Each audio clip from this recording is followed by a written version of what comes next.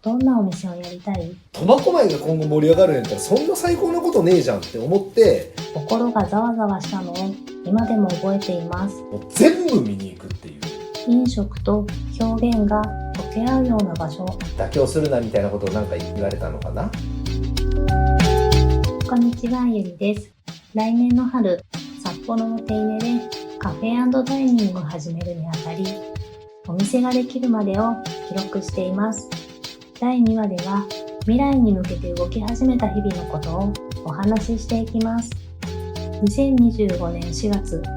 自分たちらしいお店の形を求めて、私たちは本格的に土地を探し始めました。はじめは北海道全体を広く見ていたんです。でもある日、パートナーが言いました。苫小牧の駅前が再開発されるらしいって。今後もそうだけど、今この時点で盛り上がってる街場所じゃないと当たり前やけど、そういうところの方が有利じゃん。例えばさ、北広島のエスコンとかすごいでしょ。試合がある日って駅もすごい混雑してるし、人もすごい行き来あるし、盛り上がってるじゃん。だけどもう今盛り上がってるから当然土地代も高いよ。そうじゃなくて、今後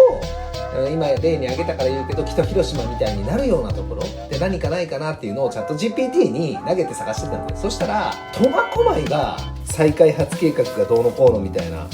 ので今後期待できるみたいな候補の一つとして上がってきたわけで、何住んどるの苫小牧で、苫小牧が今後盛り上がるんやったらそんな最高なことねえじゃんって思って調べたんですよ。そしたら確かになんかビル、そうなんかずーっとその訴訟っていうか、なんかその市とその物件の土地の持ち主がなんかいろいろバチバチやり合ってて、ようやくなんかその一段落ついて、まさに今ですよ。今ぐらいからやっていくみたいなフェイクニュースではなかった。苫小牧やべえじゃんみたいな。市役所にも電話してこういうのってどうなんですかみたいな、そういうことに関してなんか詳しく聞きたいんで、市役所行ったら教えてくれますみたいなこと聞いたら説明はしますよみたいなことに言ってもらえて、苫小牧市が力を入れてやっていって、2025年から始めてその駅前をもう再開発してすごいこう盛り上げていくみたいな、ホームページ見て本当にやるんだっていうので、ちょっとなんかやべえやん、苫小牧でできるじゃんみたいな。今苫小牧に住んでるのに、苫小牧でもしかしたら今後インバウンドとかもどんどん増えていって面白いことできるんじゃないかっていうふうに思って、今住んでいるこの街が本当にって心がざわざわしたのを今でも覚えています。パートナーはすぐに市に問い合わせて、私は再開発のニュースや資料をくまなく読みました。メディアコンセプトは Life Meets Creative Learning、 創造的学びと暮らしが出会う街。それってまさに暮らしは創作で創作は暮らしそのものという私の考え方にぴったりなのではと思ったんです。対象エリアのスケッチ、アクションプラン、実際のスケジュールを確認して、苫小牧駅周辺のお店の SNS をチェックしました。そして思いました。やり方次第では、この街でお店ができるかもしれないって。今のこの住んでる家すごい結構気に入ってるし、ペットが6軒だし、すごいなんか居心地っていうか雰囲気も好きだし、家賃もさ、その千葉に住んでた時よりは随分安いしってことで住みやすいしさ、だから気に入ってたから苫小牧でお店が出せたら、20家賃になるけど、何かあった時っていうかさ、すぐに今のここの自宅にも帰ってこれるし、店舗もすぐ近くにあれば、車でさ行ける苫小牧にあれば、なんかそれもありなのかなみたいなことを考えて、ゆりめろさんに苫小牧を中心として物件を探してもらってたんだな。そこからは苫小牧に絞って調べていくことにしました。毎日のように物件情報を見て、小さな可能性を拾い集めていきました。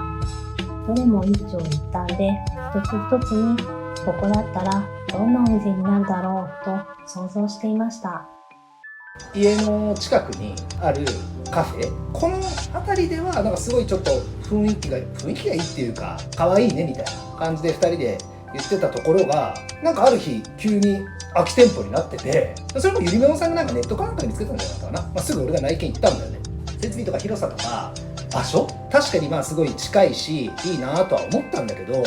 なんかね、私とゆりめもさんがそこでお店を構えてるっていうイメージが本当に俺は湧かなかったわけ、正直。でも確かにその便利さとかそういうのをなんか第一に考えたらいいというかさ、ちょっとゆりめもさんはやっぱ最初そこでできたらなっていう時もあったじゃん。それはちょっとなんかやっぱりニャーを第一とか生活を第一にしてないみたいなことを確か言ったんだよね。ある人が言っていた言葉があります。どうせ最初はうまくいかないから、設定値を大きくして、着地がその 30% でも耐えられるようにする。私たちにもそれを当てはめれるなと思いました。お店をやるだけでは現実的に厳しい。だから複数の柱を持ちたいと考えました。今までやってきたことと今できることを焦らず、でも手を止めずに少しずつ積み重ねていこうと思いました。YouTube で暮らしを記録したり、スレッズで日々の言葉を残したり、ノートで過去と今をつないで物語にしていくこと。それがきっと未来のお店につながっていくと信じていました。でゆりめもさんが調べてくれたやつをいやでもさみたいな風に否定するつもりはもう俺は最初からなくて、もう全部見に行くっていう、もう全部見に行って実際の現場の土地感とか雰囲気とかを肌で感じてビビッときたらそこでやろうって思ってたから、それぐらい本気だったなってのは当たり前だけど、今振り返っても思うよね。日程を見ながら私は自分自身にも問いかけていました。どんなお店をやりたい？昼はランチ、夜は一品料理とお酒。私が描いた絵やグッズが並ぶ小さなギャラリースペース。飲食と表現が溶け合うような場所。それが私たちが目指したいお店の形でした。今度はゆりめもさんが一軒家の2階建てで 3L ぐらい、建物土地全部含めて、だから土地と建物買って自分たちの居心地のいいなって思うような雰囲気にしてお店や何年かやって、そこをこうなんか誰かに譲渡して、でその譲渡した頭金でまたどっか行こうみたいな構想に、この物件どうっていうのが1個出てきたんだよね。そこも俺はすぐ内見行ったわけよ。もう完全スケルトンの2階建てなんだけど、まあ古いから住居兼にしてはやっぱすごい安いけど、ほぼほぼフルリノベに近い状態やらなきゃいけないってのと、仲介業者だった人が、俺は結構包み隠さず喋ったわけ。今こうやってこういうことを考えてて、なんでそれをここら辺の場所で探してるかっていうと、その苫小牧の都市開発計画ってのを知って期待っていうか、そういうのもあるんですよねみたいなことを喋ったら、いやーそんな期待しない方がいいですよって言ってくれたんだよ。でその方がなんか誠実っていうか、なんとなく俺の直感だよ、信用できるなみたいな風になんとなく感じたから、喋ってたこの感じでね。お店はすぐにはできない。だったら今できることって何だろう。そう思った時、ふと浮かんだのが、この家をお店だと思って写真を撮ってみようというアイディアでした。我が家には6畳の部屋があります。窓から自然光が差し込んで、机と大きな手織り機がある空間。その部屋を架空のお店として整えて、マルイエちゃんの絵や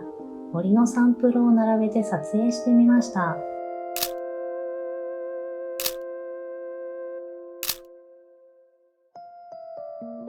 この空間に飾る前提って考えると、創作がぐっと前向きになりました。DIY で立てた柱にも絵を描きました。描いたものを暮らしの中に置いてみる。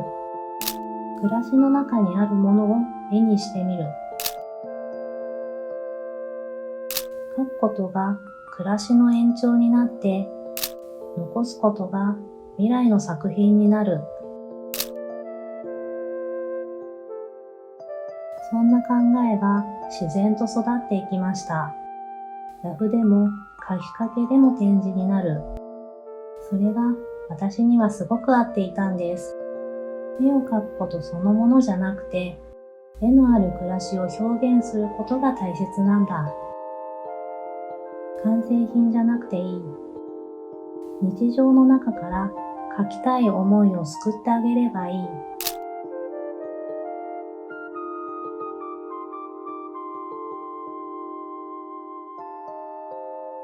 そう言わせてみたら、不思議とすごくほっとしたんです。今ある暮らしを育てていく姿を見せられたら、それはゆっくりでも確かな共感と信頼を育てていけると私は信じています。私たちのお店はそういう空気から生まれてくる場所なんだと思います。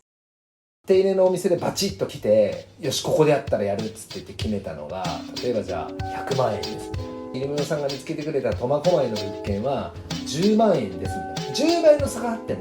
定年を選んでる自信がある。それぐらいやっぱりそのなんとなくビタッとくる感じってやっぱすごい大事よね。だから苫小牧でその何軒か見に行った物件でピンとくる物件は正直なかったし、なんか多分我々のイメージっていうか、なんかその直感だよね、もうこれはね。でもそういうのは結構大事にしてるな。安ければいいとかじゃなくて、これはね、米田さんの絶対温度やったっけ、本読んだ時に何軒も行くみたいな、全然もうどこもなんかまあいいけどみたいな、なんかパッと見た瞬間にブワーッと自分のお店のイメージが広がるみたいなところが絶対に見つかるから、そこを見つかるまで妥協するなみたいなことをなんか言われたのかな。それがもう手稲はもうまさにそうだった。でその苫小牧で見た物件はたとえ5万円だろうがみたいなイメージが湧かなかった。だから決めなかったっていうか、その手稲のお店はすごいいいなって一瞬で広がったからね。何度も自分に問い直して言葉にして整理していく中で、少しずつ方向が定まっていきました。やらない理由じゃなくて、どうすればできるかを考えたい。パートナーの卒業後、就職や進学もまだ選べる。でも私たちの心はすでにお店をやる方向に向かっていました。というわけで第2話は苫小牧という町について調べたこと、そしてその間に考えていたことをお届けしました。最後まで見てくださってありがとうございます。よかったらコメントやチャンネル登録、インスタグラム、スレッズ、ノートも覗いてみてください。それではまたお店ができるまで第3話でお会いしましょう。バイバーイ。